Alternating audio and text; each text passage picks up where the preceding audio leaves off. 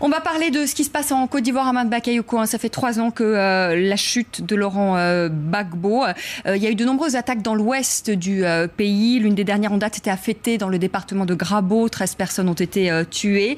Alors ma question, est-ce que ce sont les hommes de l'ancien président ivoirien Laurent Gbagbo qui seraient à l'origine de cette attaque? Je vous pose la question parce qu'on le rappelle à nos téléspectateurs, il y a beaucoup de camps de réfugiés au Libéria, 46 000 personnes, et beaucoup de partisans de l'ancien président de la République qui se trouvent dans ces camps de réfugiés au Libéria. Est-ce qu'ils sont à l'origine de ces attaques dans l'Ouest? Ce que je peux répondre, c'est que c'est des grands bandits. C'est vrai qu'ils sont soit des mercenaires libériens qui ont participé aux côtés des miliciens pro-Gbagbo à la crise, ou des bandits qui sont dans les camps des réfugiés, qui s'organisent pour venir attaquer et dépouiller les populations. Ce qui est important, c'est que le gouvernement a pris la mesure de la question. Nous avons décidé d'avoir une réponse appropriée. Au niveau de Grabo, qui est la ville la plus importante à côté de la frontière, nous allons mettre un camp militaire qui va être doté de moyens de mobilité afin d'assurer une meilleure sécurité aux populations. Mais alors là, vous me dites que ce sont des bandits. J'ai le sentiment un peu que vous minimisez l'affaire. Il y a des rumeurs qui disent que le président Alassane Ouattara aurait mis ses troupes en alerte et aurait notamment mobilisé le groupe de sécurité de la présidence, parce que ceux qui ont attaqué Fété affirment que demain, ils attaqueront Abidjan. Est-ce que le président Ouattara craint un coup d'État éventuel? Non, il est indéboulonnable. Il a une légitimité forte. Le pays a changé complètement de cap sur sa direction. Il a une adhésion forte des populations. Et je peux vous dire que c'est vrai, ça et là, il y a des incursions, mais c'est pas significatif. Ce n'est pas des événements qui sont capables de changer le cours des choses. Le pouvoir est en place. Le pays est dans sa marche.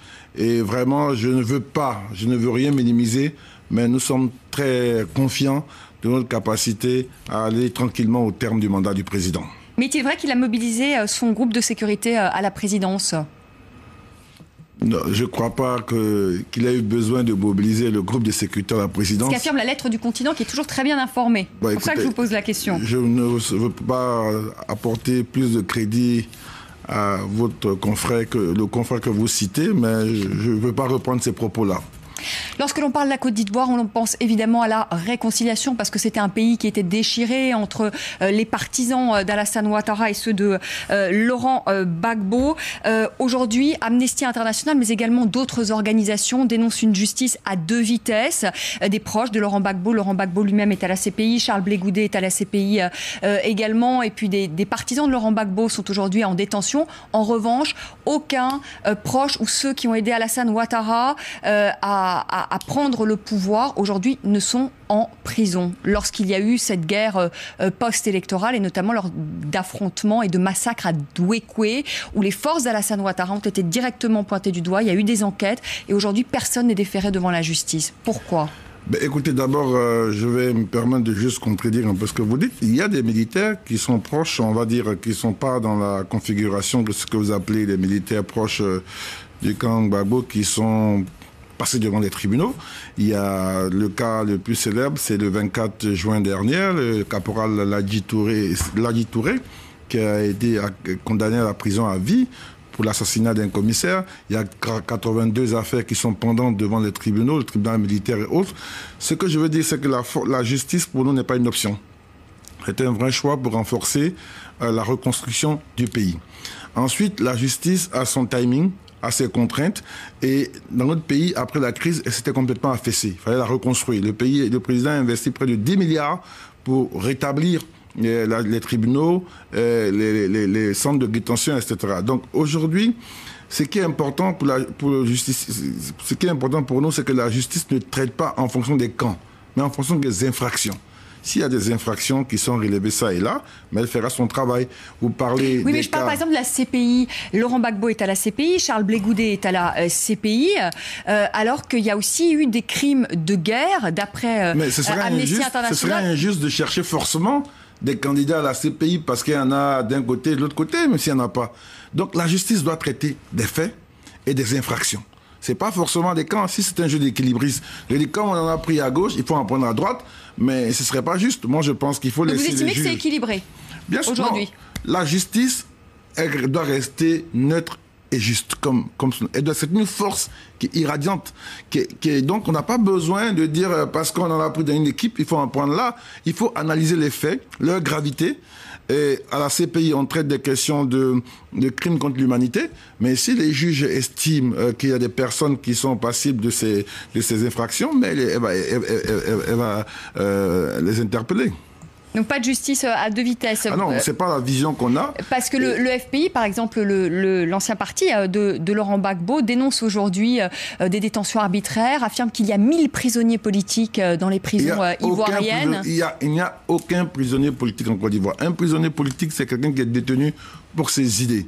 Donc en Côte d'Ivoire, il y a des gens qui ont été arrêtés dans le cadre de la crise, qui étaient donc, on les a trouvés sur un théâtre d'opération, qui menaient des actions de violence, qui contestaient la légitimité d'un pouvoir établi. Ensuite, il y en a qui ont été arrêtés parce qu'ils ont porté atteinte à la sûreté de l'État. C'est vrai que si certains partis se réclament d'eux, je veux bien qu'ils assument cette responsabilité, mais on n'a jamais arrêté quelqu'un parce qu'il est d'un parti politique ou parce qu'il a émis une idée. On a arrêté des gens parce qu'ils ont commis des infractions. Et je le répète, la justice doit traiter des faits et des infractions, et non pas de la couleur du camp du Il y a eu des massacres aussi à Douekoué qui ont été commis à l'époque par les troupes de Guillaume Soro qui soutenaient donc Alassane Ouattara dans l'ouest du pays. Un massacre normalement à Douekoué qui a fait 800 morts. Ah non, je conteste ces chiffres. Bon, enfin, qui a fait, allez, on va pas faire une bataille de chiffres, on va dire des dizaines et dizaines de morts. Ouais. Et là, les forces de Guillaume Soro qui soutenaient donc Alassane Ouattara ont été pointées du doigt par de nombreux rapports et notamment Amnesty International. Sur ce rapport, il y a eu une commission nationale d'enquête qui a remis un rapport qui a été transféré au procureur de la République, au juge, et de ce point de vue, que ce soit, comme vous dites, d'un camp comme de l'autre, il n'y a eu encore aucune instruction en termes d'interpellation.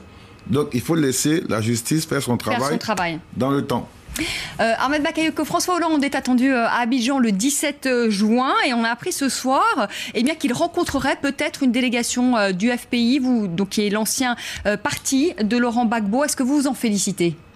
Écoutez, que justement ça participe aussi de la réconciliation du pays. Non, je n'ai pas de commentaire particulier. Je pense que le président de la République française est un responsable politique d'un certain niveau et il lui est loisible de parler avec qui il veut. Merci beaucoup Ahmed Bakayoko d'être venu sur le plateau de France 24.